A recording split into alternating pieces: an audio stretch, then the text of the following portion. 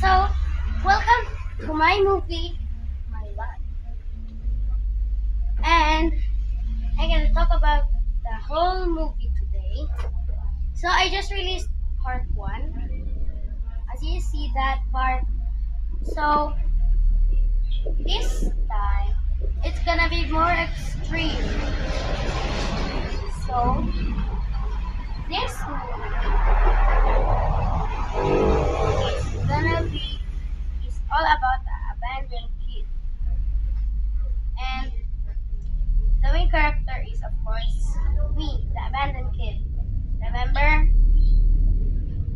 So, it took hours for me to edit the whole part 1. So, let's see what Kai thinks about the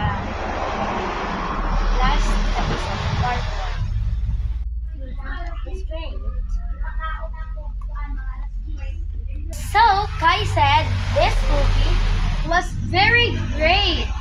So, I like how he reacts and he's a little funny. Maybe in part 2 we'll see Kai in the movie. And as P1.